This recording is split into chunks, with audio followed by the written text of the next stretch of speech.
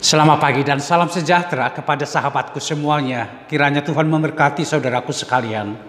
Kembali kita bertemu di renungan pagi, damai di dalam Tuhan. Saudaraku, mari kita bersatu di dalam doa. Kasih karunia yang dari Allah Bapa, anaknya Tuhan kita Yesus Kristus dan Roh Kudus memberkati saudaraku sekalian. Amin. Saudaraku, apa kabar? Sukacita, bergembira, dan sehat. Itulah yang menjadi berita kita hari ini. Saudaraku, sebelum kita beranjak melakukan aktivitas, firman Tuhan yang menyapa kita semuanya.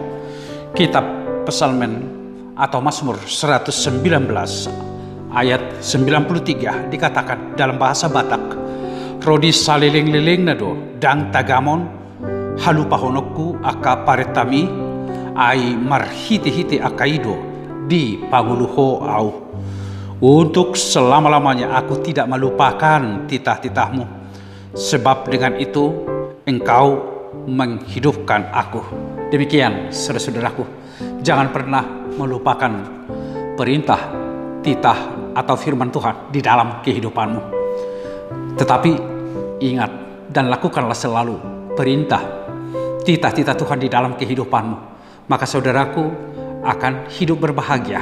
Kita semua akan memperoleh hidup kekekalan di dalam Tuhan. Inilah seruan dari firman Tuhan kepada kita hari ini, saudara-saudaraku.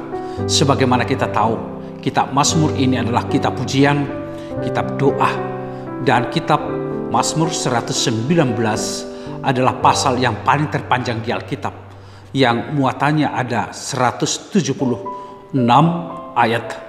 Sungguh semuanya, saudara-saudaraku, mengajak semua orang yang percaya untuk selalu menghidupi perintah-perintah Tuhan di dalam kehidupannya. Dan sesungguhnya perintah Tuhan itu disatukan di dalam rumusan pertama, mengasihi Tuhan Allah dengan sepenuh hati, dengan segala kekuatan, segenap pikiran kita. Dan pada saat yang sama, bagaimana kita mengasihi sesama manusia sama seperti diri kita sendiri, saudara-saudaraku. Sehingga sangat kaya Mazmur ini sebagai pesan moral, pesan rohani, pesan etika, pesan sosial yang harus kita perankan bila kita memperoleh kehidupan, ingin menerima kebahagiaan dari Tuhan.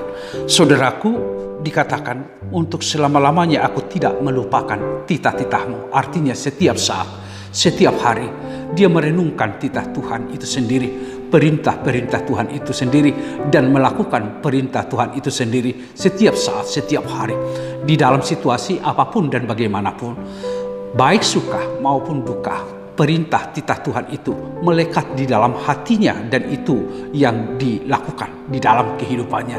Artinya juga, saudara-saudaraku, perintah Tuhan itulah yang menjadi kunci utama untuk menghadapi segala dinamika kehidupan. Jadi bukan apa yang terjadi yang menentukan bagaimana saya melakukan firman Tuhan, tetapi di setiap kondisi, di setiap situasi, saya akan melakukan firman Tuhan itu menjadi satu-satunya alat saya untuk memenangkan segala sesuatu. Jangan pernah melupakan perintah Tuhan di dalam kehidupan kita, saudaraku, bila saudaraku mau hidup berbahagia. Dan kemudian dikatakan, dengan sadar bahwa dia mengaku, sebab dengan itu engkau menghidupkan aku.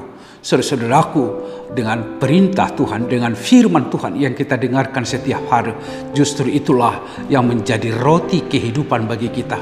Roti kehidupan itu bukan hanya sekedar makanan jasmani yang kita makan, tetapi sesungguhnya roti yang tidak pernah habis dan yang selalu membuat kita kehidupan adalah perintah Tuhan atau firman Tuhan yang selalu kita dengarkan. Dan biarlah ini kita menjadikan aktualisasi diri sesuai dengan apa yang Tuhan perintahkan, saudara-saudaraku. Saudara-saudaraku yang saya kasihi, apa yang menjadi pesan bagi kita?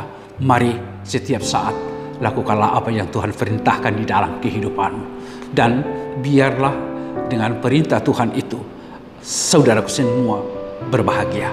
Dan yang kedua, saudaraku, supaya kita setia dalam mendengarkan firman Tuhan, hidup intim di dalam firman Tuhan, membaca firman Tuhan setiap saat, menjadi sumber kehidupan kita, sumber kekuatan, sumber pertolongan kita menghadapi segala sesuatu.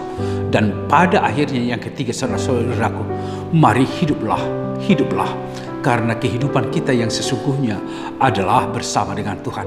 Sehingga kepasrahan diri akan terus kita lakukan. Kita bangun berpasrah diri kepada Tuhan. Karena dialah yang tahu apa dan bagaimana rancangan kehidupan untuk masa yang akan datang. Orang yang berserah kepada Tuhan, dia memiliki pengharapan bahwa akan ada tercipta kebahagiaan bila dia hidup bersama dengan Tuhan. Tuhan memberkati saudaraku sekalian. Amin. Terima kasih Tuhan untuk firman yang telah menyapa kami. Sungguh firman-Mu menghidupkan kami. Dan biarlah di dalam hidup ini setiap saat kami tidak pernah melupakan Engkau, tetapi justru mengingat dan melakukan apa yang Tuhan perintahkan. Biarlah kami juga mengetahui dan memahami dan percaya bahwa sumber kehidupan kami adalah firman-Mu. Tuhan telah berfirman, dan firman-Mu itu adalah menjadi kehidupan untuk kami semua. Berkatilah seluruh umat-Mu yang telah mendengarkan firman-Mu. Biarlah hidup mereka bergembira. Biarlah mereka dimenangkan menghadapi segala dinamika kehidupan, peristiwa yang terjadi dalam kehidupan kami.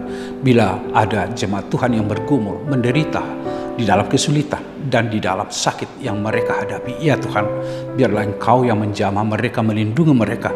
Bagi mereka yang sakit, Tuhan sembuhkan. Bagi orang yang berkeluh kesah, biar Tuhan puaskan. Bagi orang yang lemah, biar Tuhan beri kekuatan. Dan bagi kami semua yang selalu memiliki pengharapan, genapkanlah apa yang menjadi pengharapan bagi kami, hidup di dalam dan bersama dengan Tuhan. Terima kasih dalam Yesus Kristus. Anugerah dari Tuhan kita Yesus Kristus, kasih setia dari Allah Bapa, serta persekutuan Roh Kudus memberkati saudaraku sekalian. Amin. Saudaraku, bila kita mau mengalami hidup berbahagia, hiduplah di dalam perintah-perintah Tuhan. Tuhan memberkatimu.